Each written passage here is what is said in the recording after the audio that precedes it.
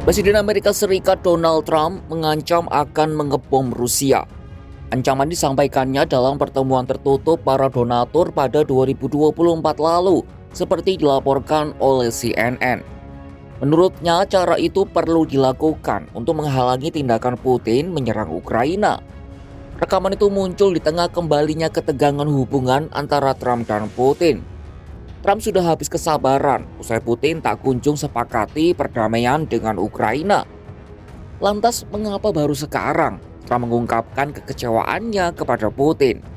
Simak informasi lengkapnya dalam video berikut.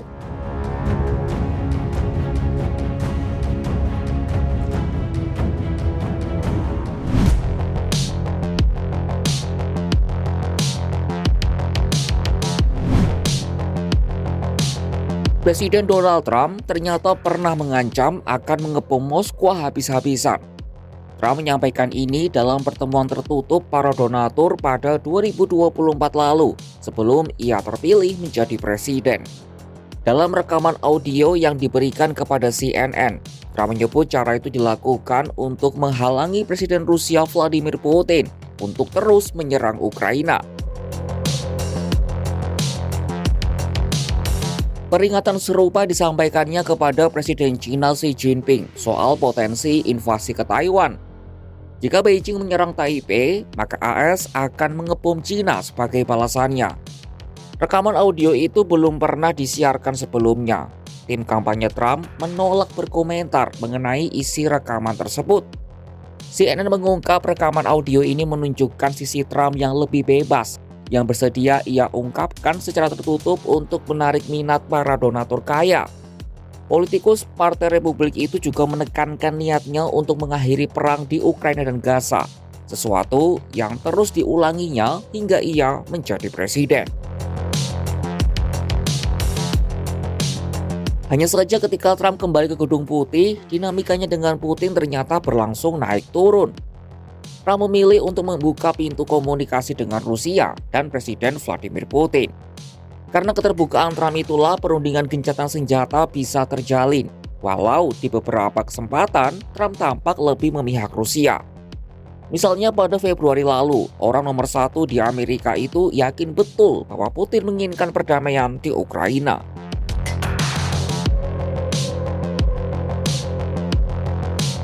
Namun isyarat berbeda ditunjukkan Trump dalam beberapa hari terakhir dengan kondisi Rusia yang semakin tidak tertarik untuk menyepakati gencatan senjata.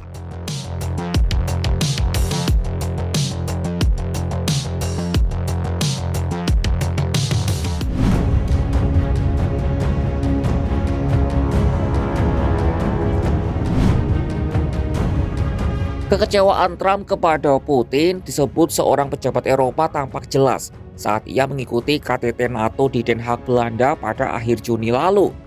CNN menulis Presiden mulai menyadari bahwa tujuannya di Ukraina tidak sejalan dengan tujuan Putin.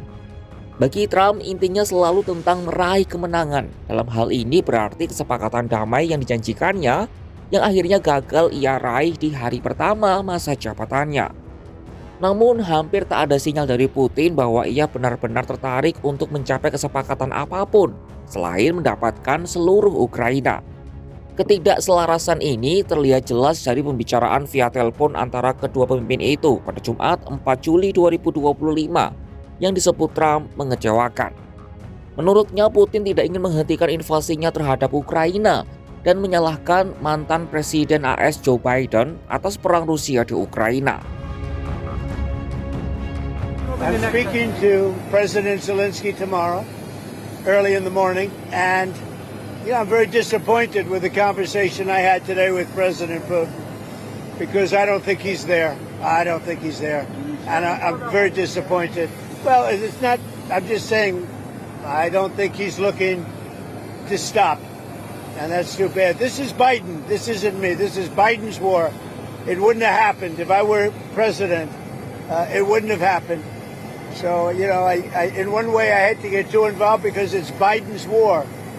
And I got stuck in the middle of it, just like I did with immigration and a lot of other things that they screwed up. But I was not happy with the conversation, no. Kekesalan serupa kembali diungkapkannya dalam rapat kabinet pada Rabu 9 Juli 2025. Suami milenial Trump itu menyebut Putin sebagai lawan bicara yang tidak dapat diandalkan. That was a war that should have never happened, and a lot of people are dying, and it should end. And I don't know, we get a lot of thrown at us by Putin for you want to know the truth. He's very nice all the time, but it turns out to be meaningless. Pernyataan terbaru Trump ini seolah menunjukkan betapa frustasinya ia pada Putin.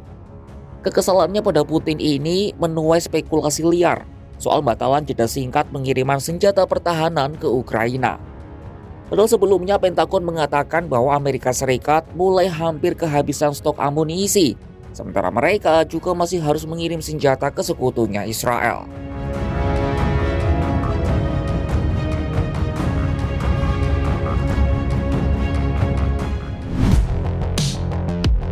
Donald Trump juga memuji keberanian para pejuang Ukraina dan menunjukkan bahwa investasi besar yang dilakukan Gedung Putih dalam pertahanan Ukraina bukanlah pemborosan. We want to put defensive weapons because Putin is not treating human beings right. He's killing too many people. So we're sending some defensive weapons to Ukraine, and I've approved that. Trump mengisyaratkan bahwa ia tidak bertanggung jawab atas tindakan penghentian pengiriman senjata tersebut. Sebelumnya, Menteri Pertahanan Pete Hegseth tidak memberitahu Gedung Putih sebelum mengizinkan penghentian pengiriman senjata ke Kiev. Ini menggarisbawahi proses pengambilan kebijakan yang seringkali serampangan di dalam pemerintahan Trump, terutama di bawah Hegseth di Departemen Pertahanan. Trump lalu memerintahkan pengiriman setidaknya beberapa amunisi, khususnya rudal pertahanan udara Patriot, yang sangat penting untuk menangkis serangan rudal dan drone Rusia.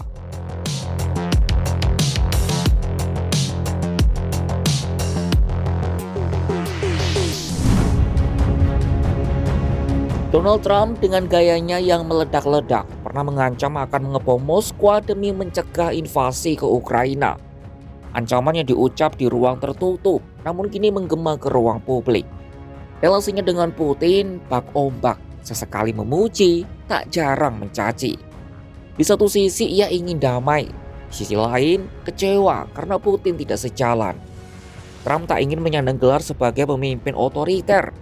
Ia ingin dipuji dan dilabeli sebagai pemimpin AS yang bisa mendamaikan perang. Ancaman berubah jadi pujian, lalu kembali jadi tekanan. Di antara janji kampanye dan ego kekuasaan, nyawa-nyawa terus melayang di medan perang.